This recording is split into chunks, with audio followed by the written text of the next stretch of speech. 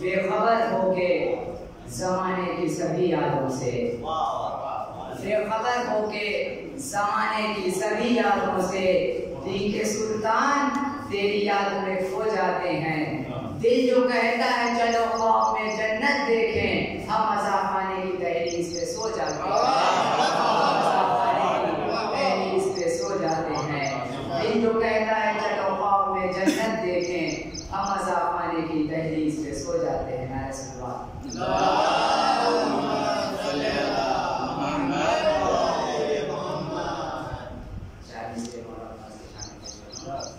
کیا قصیدہ پیش ہو باقاعدہ عباس کو، کہ کیا قصیدہ پیش ہو باقاعدہ عباس کو، چھو نہیں پاتی ہے لفظوں کی ہوا عباس کو۔ کیا قصیدہ پیش ہو باقاعدہ عباس کو، چھو نہیں پاتی ہے لفظوں کی ہوا عباس کو۔ اور چاہتے ہو گر نظر میں روشنی باقی رہے، چاہتے ہو گر نظر میں روشنی باقی رہے، ایک مناسب فاصلے سے دیکھنا عباس کو، ایک مناسب فاصلے سے دیکھنا عباس کو۔ نعرہ صلوات۔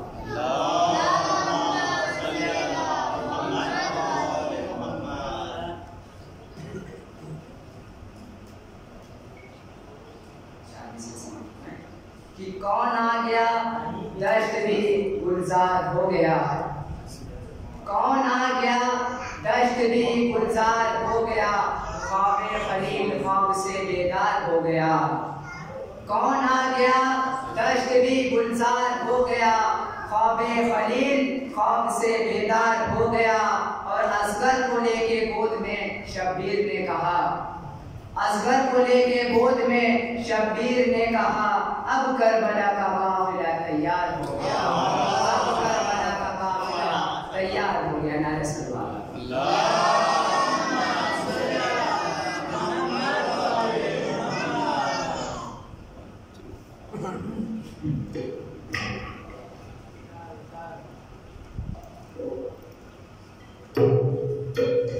آواز بلند نعرہ صلوات۔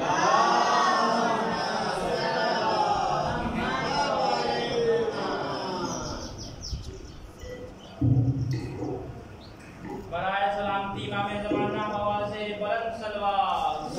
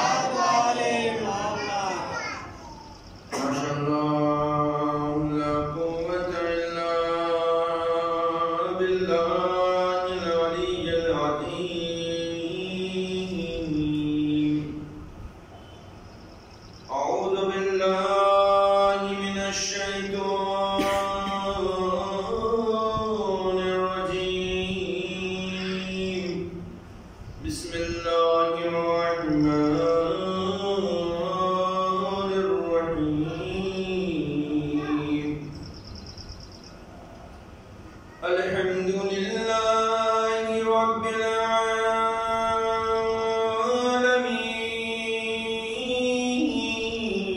العالمين والجنة للموحدين والنار للعاصين والصلاة والسلام على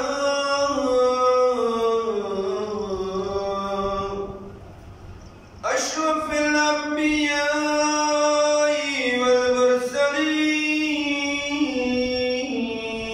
والمرسلين وخاتم النبيين ومولانا مولى الثقلين جد الحسن والحسين أبي القاسم محمد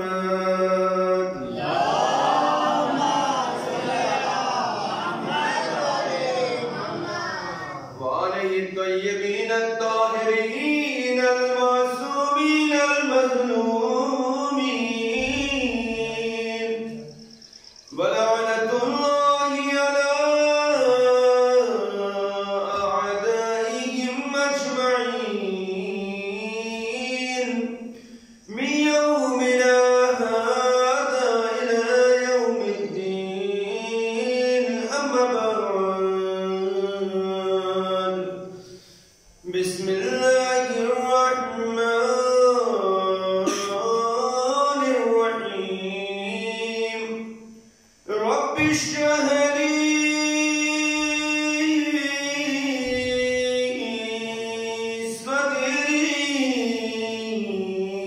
صدري ويسر لي أمري واحلل عقدة من لساني يفقهوا قولي وقال الله تعالى الحكيم في القرآن الكريم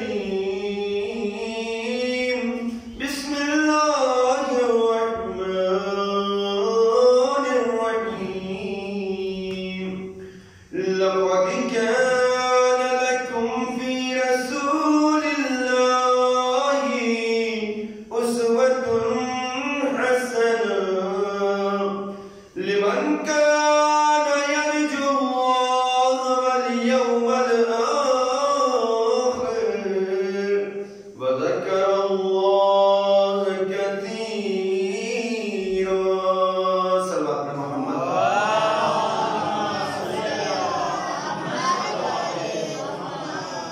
ارباب دانش معزز سامعین کرام مسلسل اس آیہ مبارکہ کے ذیل میں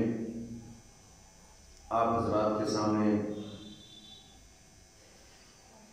چند باتوں کو پیش کرنے کی صحیح اور سعادت کر رہا ہوں کہ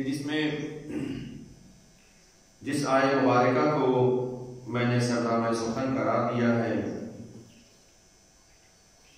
سورہ احزاب کی آیت نمبر 21 جس میں پروردگار عالم نے بتایا کہ ہم نے تمہارے لیے رسول کو اسوہ حسنہ قرار دیا ہے اسوہ حسنہ قرار دیا ہے رسول کی زندگی رسول کی سیرت یہ ہر ایک کے لیے تم لوگوں کے لیے تمام انسانوں کے لیے تمام نوع انسانیت و بشریت کے لیے ایک آئیڈیل ہے اور صلی اللہ علیہ محمد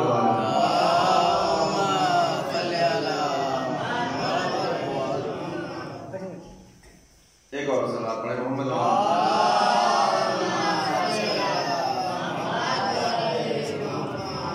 آئیڈیل ہے کس کے لیے لیے لمن کانا یرجو اللہ، کہ جو خدا پر اور روز قیامت پر ایمان رکھتے ہیں، یقین رکھتے ہیں، بھروسہ رکھتے ہیں، وذکر اللہ کثیرا، اور اللہ کا کثرت سے ذکر کرتے ہیں۔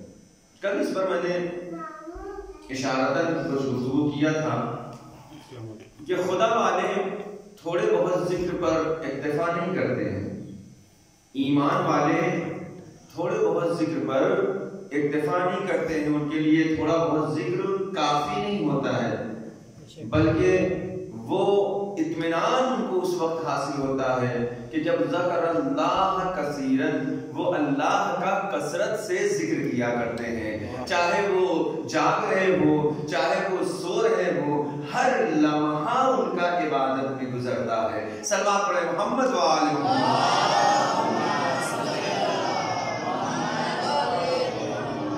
ذکر کثیر سے خداوند عالم نے اشارہ کیا ان لوگوں کے لیے کہ جو یہ چاہتے ہیں کہ اپنی زندگی میں رسول اسلام کی حیات طیبہ کو آئیڈیل بنائے، رسول کو خود آئیڈیل بنائے اور اسوہ حسنہ قرار دے۔ توجہ چاہتا ہوں کہ ان کی سیرت کو، ان کی زندگی کو اسوہ حسنہ بنا کر زندگی میں رکھے، تو وہی لوگ کامیاب ہوں گے کہ جو اپنی زندگی میں، اپنی حیات میں رسول کی حیات طیبہ کو آئیڈیل بنا کر پیش کرتے ہیں اور زندگی گزارتے ہیں۔ لیکن لمحہ فکریہ ہے، لمحہ فکریہ یہ ہے کہ ہر انسان کو یہ سوچنا چاہیے کہ انسان آئیڈیل بناتا کس کو۔ توجہ چاہتا ہوں، ایک گفتگو یہاں پر کروں گا، اس کے بعد آپ کی زحمت کو تمام کرنا ہے کہ انسان آئیڈیل بناتا کس کو ہے۔ توجہ چاہتا ہوں، آئیڈیل آپ کے بھی بہت سے آئیڈیل ہیں، ہمارے بھی بہت سے آئیڈیل ہیں، یعنی کہ وہ لوگ، وہ چیزیں کہ جس کو دیکھ کر ہم اپنی زندگی کو گزارتے ہیں، یا بہتر طریقے سے ہم جینا سیکھتے ہیں کہ کس طرح سے ہمیں جینا چاہیے۔ ہم اگر کسی کھیل کے میدان میں ہیں تو ہمارا کھیل کے میدان میں کوئی آئیڈیل ہوتا ہے کہ ہمارے کھیل کا انداز کس کی طرح ہونا چاہیے، ہماری تقریر کا انداز کس کی طرح ہونا چاہیے۔ اگر ہم فٹ بالر ہیں تو ہمارے فٹ بال کا انداز کس کی طرح سے ہونا چاہیے۔ کرکٹر ہے تو وہ چاہتا ہے کہ اس کا ایک آئیڈیل ہو، کہ اس کا آئیڈیل ہو تاکہ اس کے کرکٹ کا انداز کس کرکٹر کی طرف سے ہونا چاہیے۔ ہر انسان کی، توجہ چاہتا ہوں، ہر انسان کی زندگی میں ایک نہ ایک آئیڈیل موجود ہوتا ہے اور وہ اپنی زندگی میں آئیڈیل کو وہ معین کرتا ہے، انتخاب کرتا ہے۔ کس لیے؟ تاکہ جس کام میں، جس ہنر میں بھی وہ قدم آگے بڑھا رہا ہے، وہ آئیڈیل کو رکھتے ہوئے اس میں کامیابی حاصل کر سکے۔ توجہ ہے نا، یہ بات ہے نا کہ لہذا انسان اسے آئیڈیل بناتا ہے کہ جو بہتر ہو۔ توجہ چاہتا ہوں، جو بہتر ہو۔ ایک انسان ایک کرکٹر کو آئیڈیل بناتا ہے تو اس کی نظر میں ہر ملک کی ٹیم کے کرکٹرز ہوتے ہیں۔ توجہ چاہتا ہوں، ہر ملک کے ٹیم کے کرکٹرز ہوتے ہیں۔ اب وہ ملک کی سرحدوں کو نہیں دیکھتا ہے، وہ ملک کے سرحدوں کا پابند نہیں ہوتا ہے، وہ آئیڈیل بنانے کے لیے ملک کی سرحدوں کا محتاج نہیں ہوتا ہے۔ وہ رہنے والا کسی ملک کا ہے لیکن اس کا آئیڈیل ہو سکتا ہے کسی اور ملک کا رہنے والا ہو۔ وہ اس لیے اس کو انتخاب کرتا ہے کہ اس کی نظر میں جو ہنر اور فن اس شخص کے پاس ہے وہ کسی کے پاس نہیں ہے، لہذا وہ اس کا انتخاب کرتا ہے اپنی زندگی میں، اپنی حیات میں، ہر موقع اور ہر لمحے میں۔ اب اس کی زندگی کا جو لائف سٹائل ہوا کرتا ہے بالکل اسی طرح سے ہوتا ہے۔ اب وہ جو بال رکھتا ہے تو وہ بھی اسی طرح سے ہوتا ہے، وہ جو کپڑے پہنتا ہے وہ بھی اسی کی طریقے سے ہوتا ہے، وہ جو لباس پہنتا ہے وہ بھی اسی کے انداز سے ہوتے ہیں، جو بات کرتا ہے بات کرنے کا انداز اسی طرح ہوتا ہے، چلنے کا انداز اسی طرح سے ہوتا ہے، یہاں تک کہ اس طرح سے اپنے آپ کو وہ اس میں ملوث کر لیتا ہے، اس طرح سے ڈھال لیتا ہے کہ جب کوئی دوسرا دیکھتا ہے تو وہ یہ کہتا ہوا نظر آتا ہے یہ تو فلاں کرکٹر کی طرح سے لگ رہا ہے،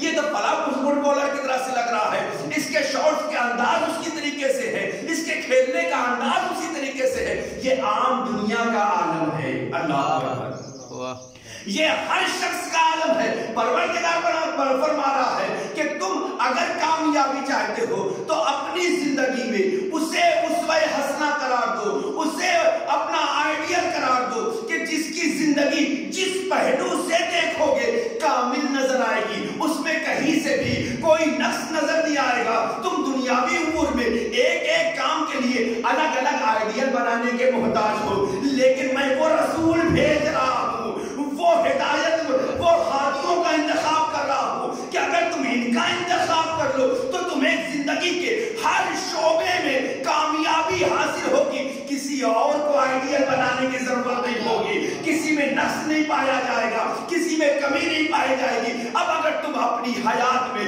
رسول اسلام کو اپنا آئیڈیل بنا کر پیش کرو گے تو یاد رکھو, چاہے تم دنیا میں رہو تو وہاں پہ بھی کامیابی ملے گی, آخرت میں جاؤ گے تو وہاں بھی کامیاب رہو. صلوات علی محمد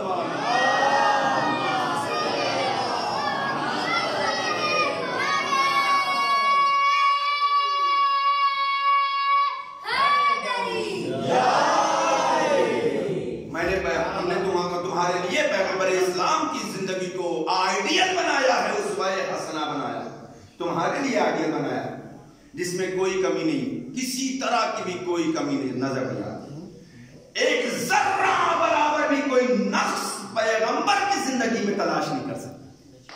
اور اگر کوئی تلاش کر لے تو اسے ہم کافر سمجھتے ہیں, مسلمان یا کوئی صاحب ایمان نہیں سمجھتے ہیں. صلوات پڑھیں محمد وآل محمد.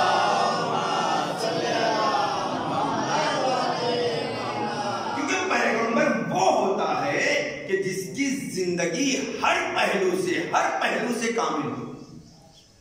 پیغمبر یا اس کا جو نائب ہوتا ہے, جو اس کا وصی ہوتا ہے, اس میں کسی طرح سے کہیں بھی کوئی کمی واقع نہیں ہو سکتی. وہ چونکہ خدا کی طرف سے انتخاب کیا ہوا ہے, لہذا اس کا علم بھی خدائی ہوگا, اس کا کردار بھی خدائی ہوگا, اس کا عمل بھی خدائی ہوگا, یعنی کہ ہر طرح سے اس کے اندر خدائی رنگ پایا جائے گا. جس میں خدائی رنگ پایا جائے وہ کامل ہوا کرتا ہے, ناقص نہیں ہوتا ہے. صلوات پڑھیں محمد وآل.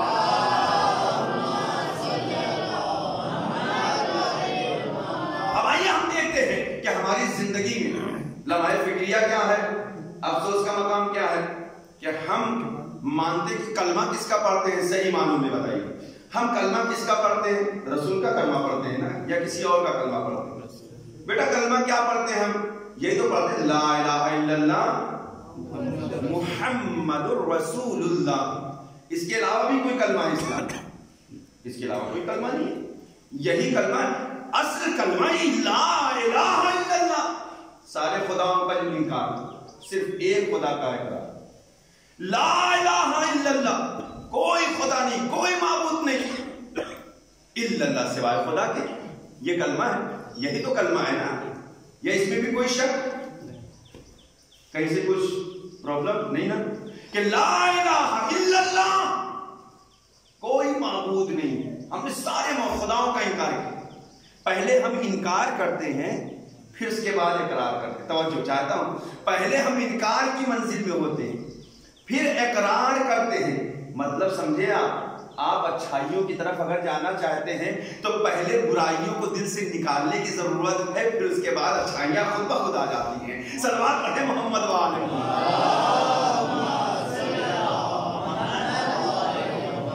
آپ انسان چاہتا ہے کہ اچھے اخلاق اس کے ہو جائیں. بھائی اچھے اخلاق اس کے کیسے ہوں گے؟ آپ اچھے اخلاق کی کتاب کو گھول گھول کے پیتے رہیے, کیا آ جائیں گے اچھے اخلاق انسان کے پاس؟ انسان اچھے اخلاق کی کتاب, بہترین سے بہترین کتاب کو بازار سے خرید کر لے کر آئے, عربی کی کتاب خرید کے لائے, بڑی سے بڑی اخلاق کی کتابیں لکھی گئی ہیں, اس کو لے کر آئے. اور اخلاق کی سب سے بڑی کتاب قرآن مجید ہے. اس کتاب کو گھول کر آپ پی جائیے, تو کیا کتاب کو گھول کر پی جانے سے اخلاق آ جائے گا؟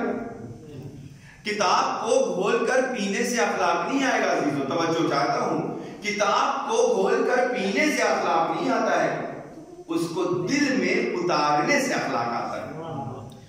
جب تک ہم دل کی گہرائیوں میں اسے اپنی زندگی زندگی میں شامل نہیں کریں گے اس وقت تک ہمارا اخلاق صحیح نہیں ہوگا. اور بہترین فارمولا محققین اور دانشمندوں نے پیش کیا کہ انسان بڑے سے بڑے اخلاق کو اگر اپنانا چاہتا ہے, اس کو اپنی زندگی میں شامل کرنا چاہتا ہے, تو اسے ضروری نہیں ہے کہ اس اخلاق کو اپنا لے. اس کے مد مقابل جو برائیاں ہیں اس سے دور ہو جائے, خود بخود وہ اخلاق اس کے اندر پائے جائے. انسان چاہتا ہے کہ وہ صادق ہو, سچا کہلائے, تو جھوٹ جیسی پرابلم کو اپنی زندگی سے ختم کر دے, خود بخود لوگ اسے سچا کہنے لگے. وہ چاہتا ہے کہ سخی کہلائے, بھیا کنجوسی چھوڑ دیجیے, آپ کو لوگ سخی کہنا شروع کر دیں گے. صلوات پڑھیں محمد والے بھائی. خامخواہ لوگ پریشان ہیں کہ ہم انہیں حاجی کہیں, حاجی کہیں, حاجی کہیں. ماں حج کر کے آئیے تو پہلے آپ حج کر کے آئیں گے, آپ کو کہنے کی ضرورت نہیں پڑے گی کہ ہم آپ کو حاجی کہیں. خود بخود آپ کو لوگ حاجی کہنے لگیں گے. توجہ چاہتا ہوں, آپ کو خود بخود لوگ حاجی کہنے لگیں گے. آپ کربلا جائیے, زیارت کر کے آئیے, اب آپ کو یہ پوسٹر لگوانے کی ضرورت نہیں پڑے گی کہ مجھ کو آپ ظاہر کہیے. جو ملنے آئے گا آپ کو ظاہر حسین کے نام سے یاد کرتا ہوں. جو چاہتا ہوں ایک قیمتی جملہ دینے جا رہا ہوں اپنے بچوں اور دوستوں کے لیے. جو ملنے آئے گا ہر شخص آپ کو ظاہر حسین کہے گا. بھیا یہی تو میں کہنا چاہتا ہوں نا. اب جب پوسٹر لگانے کی ضرورت نہیں ہے, اب بینر لگانے کی ضرورت نہیں ہے, گھر گھر جا کے کہنے کی ضرورت نہیں ہے کہ آپ کے اندر یہ چیز آ گئی ہے, تو یہی تو کہنا ہے نا, یہی تو میں نے آیت کا انتخاب کیا ہے نا. اب آپ کو یہ ڈنڈورا پیٹنے کی ضرورت نہیں ہے کہ آپ صاحب اخلاق ہیں. صاحب اخلاق کہنے کی, بتانے کی ضرورت نہیں ہے, پوسٹر بنوانے کی ضرورت نہیں ہے, بینر لگوانے کی ضرورت نہیں ہے. آپ جب سوسائٹی میں زندگی گزار رہے ہو, ایسا کردار پیش کریں کہ لوگ آپ کو بااخلاق کرتے نظر آ جائیں. صلوات پڑھیں.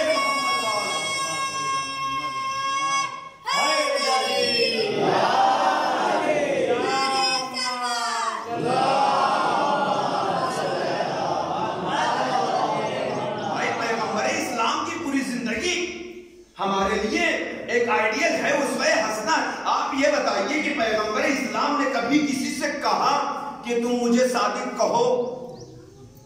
کسی تاریخ میں آپ ڈھونڈ کے دکھا دیجیے, اپنی نہیں غیروں کی تاریخ میں, مسلمانوں کے لیے غیر مسلمان کی تاریخ میں بھی, جو انگریزوں نے تاریخ لکھا اس میں دکھا دیجیے. کہیں پر رسول نے یہ کسی سے کہا بھیا تم مجھ کو صادق کہہ کے پکارو؟ ہے کہیں سنا ہے آپ نے کبھی رسول نے کہا, کسی سے کہا ہو مذاقن یہ کہہ دیا ہو مزاحن کہ بھیا مجھے تم امین کہہ کے پکارا کرو, بھیا تم مجھے عبادت عابد کہہ کے پکارا کرو؟ نہیں. کبھی رسول نے کسی سے کسی بھی لمحے, کسی بھی وقت میں, کسی بھی ملک کی کنٹری یا کسی بھی شخص سے رسول اسلام نے یہ نہیں کہا کہ تم مجھے بااخلاق کہو, تم مجھے صادق کہو, تم مجھے امین کہو, تم مجھے سخی کہو, تم مجھے عابد کہو. نہیں نہیں عزیزو, بلکہ انداز عبادت ایسا تھا کہ لوگ دیکھتے تھے تو آپ کو عابد کہتے ہوئے نظر آتے تھے. انداز سخاوت ایسا تھا کہ ہر ایک آپ کو سخی کہتا ہوا نظر آتا تھا. انداز شجاعت ایسا تھا, ہر ایک آپ کو شجاع کہتا ہوا نظر آتا تھا. اس طریقے سے آپ بولا کرتے تھے کہ ہر ایک صادق و امین کہنے پر مجبور تھا. اب صادق و امین کہنے کے لیے, اخلاق حسنہ کا اقرار کرنے کے لیے اس میں ایمان کی ضرورت نہیں پڑتی ہے, اس میں مسلمان ہونے کی شرط نہیں ہے. جو رسول کو مانتے تھے وہ بھی صادق کہتے تھے, جو رسول کو نہیں مانتے تھے وہ بھی صادق و امین کہتے تھے. صلوات پڑھیں محمد والے.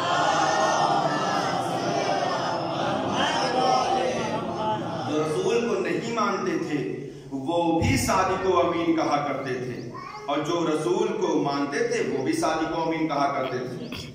ہر ایک نے صادق و امین کہہ کر آپ کو پکارا. آپ کا اخلاق ایسا تھا, کیوں؟ آپ نے اس کردار کو پیش کیا ہے, اس اخلاق کو پیش کیا ہے, اس بلندی پر آپ اخلاق کو لے کر گئے کہ جس بلندی پر جانے کا حق تھا. لیکن لمحہ فکریہ کیا ہے, مقام افسوس کیا ہے؟ ہماری زندگی میں, ہماری حیات میں بتائیے رسول سے بڑھ کر کسی کی زندگی ہو سکتی؟ اگر ہو تو بتائیے، کوئی ہو تو لے کر آئیے۔ میں تو نہیں مانتا کہ رسول اسلام سے بڑھ کر کوئی ایک مسلمان کی زندگی میں کوئی شخص زوئے اسنا ہو، نمونہ عمل زندگی قرار پائے، نہیں ہو سکتا۔ رسول کامل الانسان ہے، ان سے بڑھ کر کوئی انسان نہیں ہو سکتا۔ کوئی ہے کہ جو صحابہ کو مقابلہ کر سکے؟ ہے آپ کی نظر میں کوئی؟ جناب میثم، جناب مقداد، جناب ابو ذر، جناب جتنے بھی یہ صحابہ کرام ہیں، کیا آپ ان کا مقابلہ کر سکتے؟ کوئی ہے جو ان کے مقابلے میں آ جائے، ان کا مقابلہ کرے؟ ائمہ طاہرین، کیا ہے کہ جو مولائے کائنات کا مقابلہ کر سکے، جناب فاطمہ زہرا کا مقابلہ کر سکے؟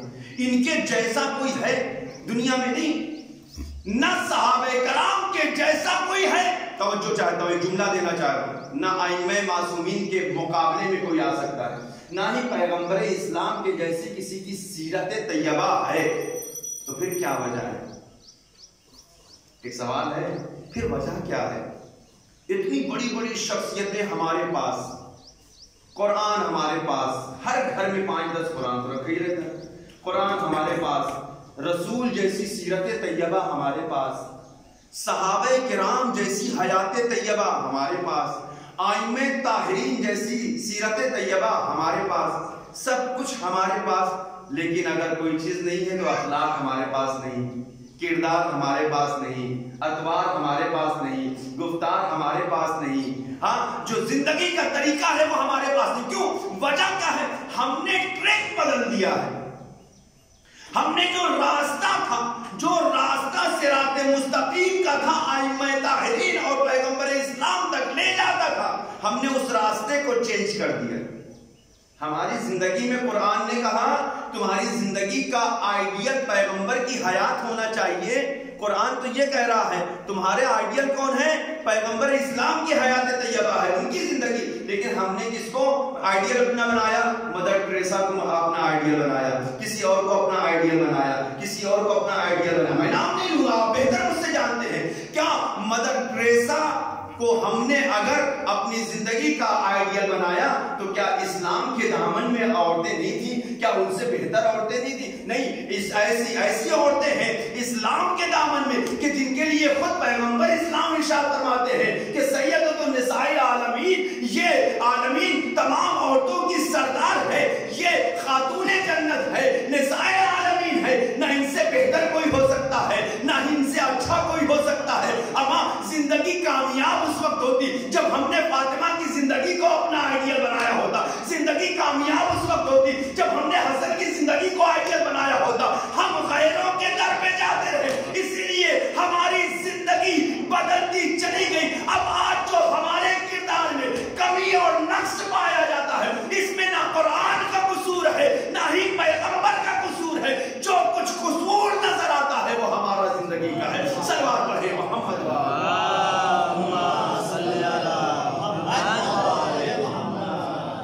غیروں کو اپنا آئیڈیل بنایا۔ کیا ان سے بہتر کوئی ہمارا آئیڈیل ہو سکتا تھا؟ نہیں، ان سے بہتر کوئی آئیڈیل نہیں ہو سکتا۔ آج مسلمانوں کو مل کر ہم فادر ڈے اگر مناتے، بڑا درد ہے عزیزوں۔ آپ ذرا کبھی غور کریں، انشاءاللہ میں کسی دن اس پر گفتگو کروں گا۔ آج میں ایک فکر دے رہا ہوں، آپ سوچئے گا اس پر، انشاءاللہ میں یہیں پہ بات کو تمام کرتا ہوں۔ چونکہ وقت میں زیادہ گنجائش نہیں ہوتی، اس لیے زیادہ گفتگو نہیں کی جا سکتی۔ آپ کبھی سوچئے گا، اسلام کی اتنی بڑی بڑی شخصیتیں اور یہودیوں کی سازشیں اس کے مقابلے میں۔ اول اسلام سے یہودیوں کی سازشیں اس طرح سے کامیاب ہوئی کہ آج ہر میدان میں صرف یہودی اور عیسائی آپ کو نظر آئیں گے، کہیں پر مسلمان کا چھوٹا سا بھی کوئی نام نظر نہیں آئے گا۔ آپ فادر ڈے مناتے ہیں، بتائیے فادر ڈے میں آپ کو سب کا نام یاد ہوگا، لیکن اسلام کا فادر کون ہے؟ اللہ اکبر۔ اسلام کا فادر کون ہے؟ کیا اس سے بڑھ کر کوئی فادر ہو سکتا ہے جس کے لیے خود پیغمبر نے فرمایا ہے کہ یہ تمام امت کے باپ ہے، ان کو حق ہے لوگوں کے سرپرستی کرنے کا، کیا علی ابن ابی طالب ہے, یہ تمہارے باپ ہے, تمہارے سرپرست ہے, بتاؤ ان کی حیات سے بڑھ کر, ان کی زندگی سے بڑھ کر کیا کوئی آئیڈیل ہو سکتا تھا؟ نہیں عزیزو, نہ ان سے بہتر کسی کا کردار مل سکتا ہے, نہ ان سے بہتر کسی کا اخلاق مل سکتا ہے. یہی تو وجہ ہے دنیا نے کہا کہ ہم تمہیں وہ کردار حاصل نہیں کرنے دیں گے, وہ کمال پر نہیں پہنچنے دیں گے, لہذا ہم دنیاوی انسانوں میں تمہیں الجھا دیتے ہیں. صحیح بات ہے, اگر ہم نورانی شخصیتوں کو اپنا آئیڈیل بناتے تو ہمارا کردار بھی نورانی ہوتا. چونکہ ہم نے ظلمات میں زندگی گزارنے والوں کو آئیڈیل بنایا, اسی لیے ہماری زندگی تاریک ہو گئی ہے. سلوات پڑھے محمد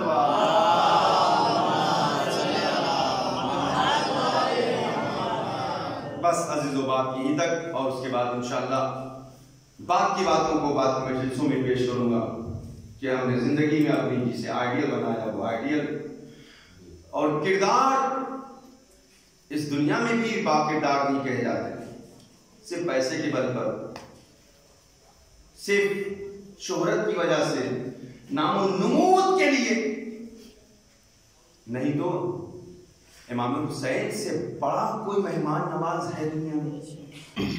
آپ دکھائیے مجھے تاریخ. امام مہمان نواز بہت ہیں, بہت ہیں مہمان نواز, لیکن اسلام میں پوری دنیا میں اگر کوئی اصل مہمان نواز ہے تو امام حسین. عزیزو, میں ذمہ دار ہوں اپنے جملوں کا, میں نے یوں یہ جملہ نہیں کہا, یہ اپنی میری تحقیق ہے. کیوں عزیزو؟ خوشی کے عالم میں جب سب کچھ بھرا ہوا ہو تو کسی کو کھلا دینا, مہمان نوازی کرنا, یہ تو ہر کوئی کر سکتا ہے. آپ بھی کر سکتے ہیں, ہم بھی کر سکتے ہیں, ہر کوئی کر سکتا ہے. لیکن اس عالم میں مہمان نوازی کرنا کہ گھر میں کچھ نہ ہو, کبھی تصور کیا؟ گھر میں کچھ نہ ہو, کھانے کے لیے کچھ نہیں ہے لیکن پھر بھی دوسروں کو دیے جا رہے ہیں, پینے کے لیے نہیں ہے لیکن دوسروں کو دیے جا رہے ہیں. لیکن تیسرا مقام آپ نے سوچا, ایک ایسا عالم غربت آ جائے کہ جہاں پر سب پیاسے ہوں, سب بھوکے ہوں, کسی کے پاس پانی نہ ہو, کھانے کی کوئی چیز, ایسے عالم میں مہمان نوازی کر لینا بس یہ حسین کا کمال ہے.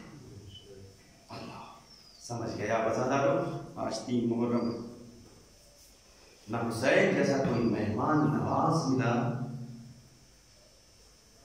اور نہ ہی کوئی حر جیسا مہمان نظر آیا جو ایسے وقت میں حسین کے پاس آیا کہ جب حسین کے پاس کچھ حر کون ہے؟ حر کے بارے میں نے ایک جملہ بیان کیا تھا, آج میں پھر اسے بیان کرتا چلو کہ حر کچھ بھی ہو, لیکن میں نے مسلسل اس چیز پر میں نے زور دیا, انسان اپنے کردار کو سنبھال لے جائے, باقی ایمان کی حفاظت ہوگا. حر نے کیا کیا تھا پتہ ہے؟ حر نے لجام فرس امام حسین پر ہاتھ ڈالا تھا.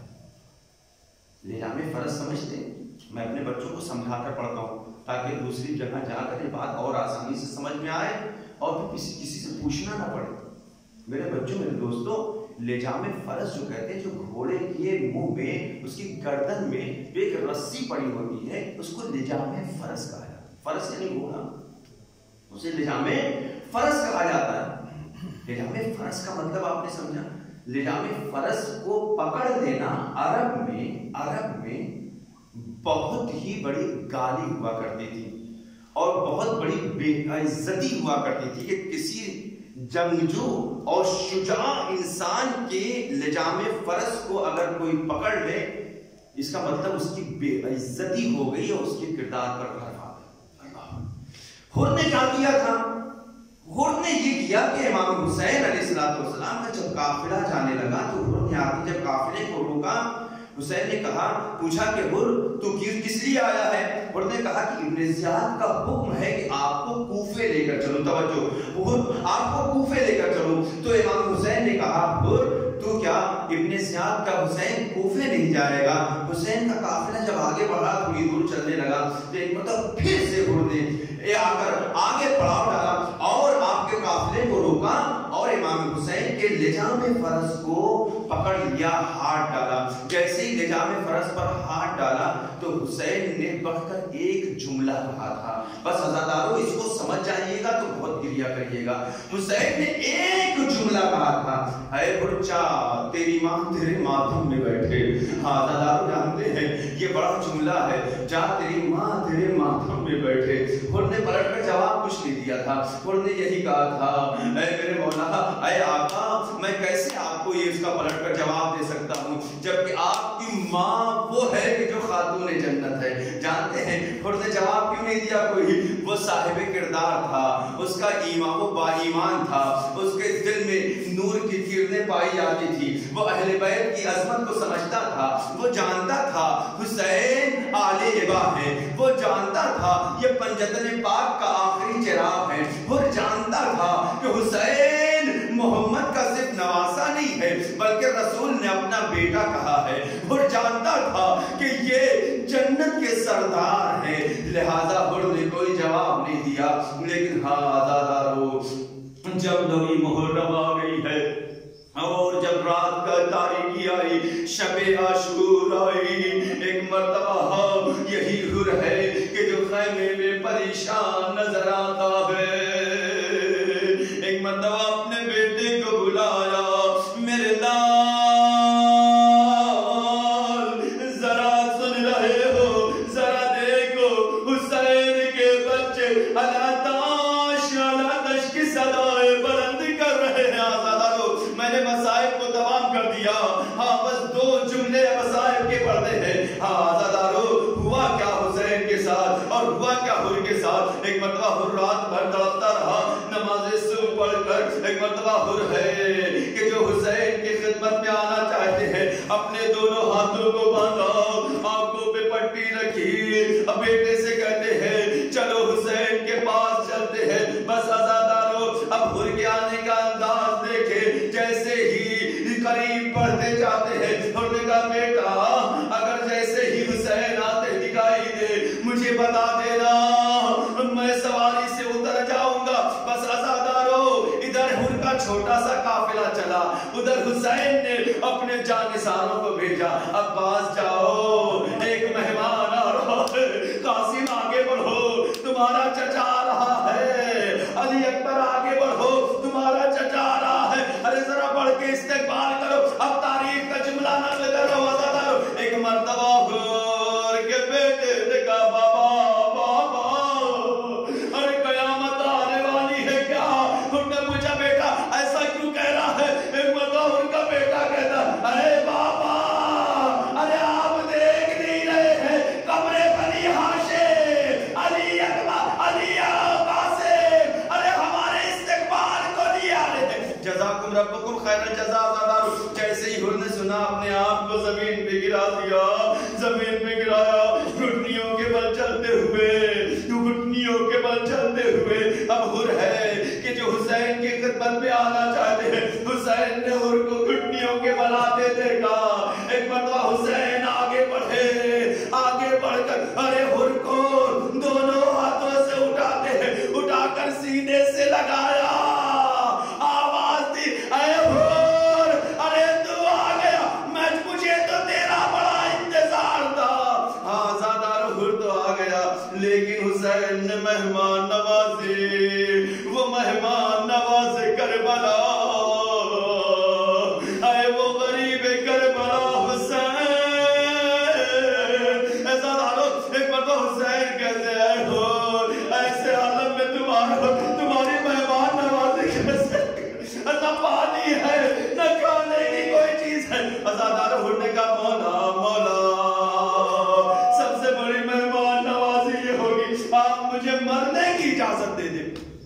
जज़ाकुम रब्बुकुम खैरल जज़ा। आज़ादारों, मुझे मरने की इजाजत दे दें। हुसैन मेहमान नवाज है ना आज़ादारों, हुसैन किस तरह से मेहमान नवाजी करता है, तारीख़ करबला में आकर उसका अंदाजा लगाएं, उसका मुतालिया करें। आज़ादारों, बस मसाइब का आखिरी जुमला है और आपके ज़हन तमाम है। आज़ादारों, अगर समझ गए तो बहुत गिरिया करेंगे। हाँ आज़ादारों, हुर को इजाजत मिली, हुर गए मैदान कताल में गए। अरे तुमने पहचाना नहीं, ये یہ فرزند رسول ہے، یہ فرزند علی و بطول ہے، کیا تم حسین کو نہیں جانتے؟ کیا حسین کو نہیں پہچانتے؟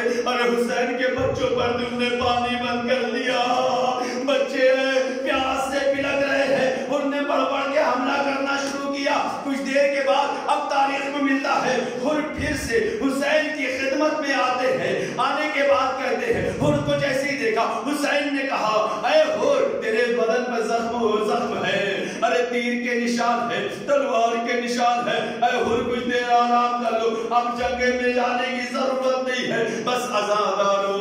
حور نے کہا نہیں مولا، جنت میں جانے میں تاخیر ہو نہ جائے، مجھے جانے کی اجازت دے۔ حور دوبارہ میدان قتال میں آتے ہیں، اب آزادارو جنگ شروع ہوئی، حور کا مقابلہ کرنے کے لیے کوئی نہیں ہے کہ جو مد مقابل آئے۔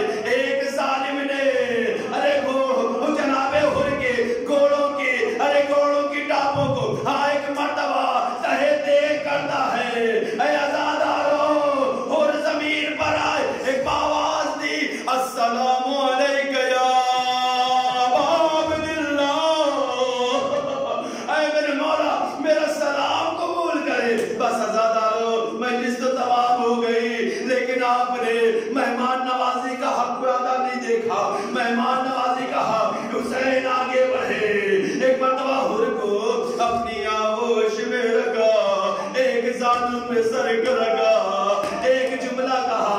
حور کے دل میں بات لگی تھی نا آزادارو، جب حسین نے کہا تھا پہلی ملاقات میں تیری ماں تیرے ماتم میں بیٹھے، آج حسین نے حور کا دل خوشی سے بھرنے کے لیے کہا اے حور تیری ماں نے تیرا نام حور رکھا، کتنا اچھا نام ہے، تو دنیا میں بھی آزاد ہے، آخرت میں بھی آزاد ہے، جزاکم ربکم خیر الجزا۔ صرف اتنا ہی نہیں، حور کی پیشانی میں جو تیر لگا تھا نا آزادارو، خون کا فوارہ ابلتا رہا، لو حق کے مہمانی ادا ہو رہا ہے۔ ایک مرتبہ حسین نے اس تیر کو پیشانی سے نکالا، خون کا فوارہ پھوٹا، آزادارو ایک ہاتھ سے حسین نے اس خون کو روکا، پیشانی کو دبایا، ایک رومال نکالا۔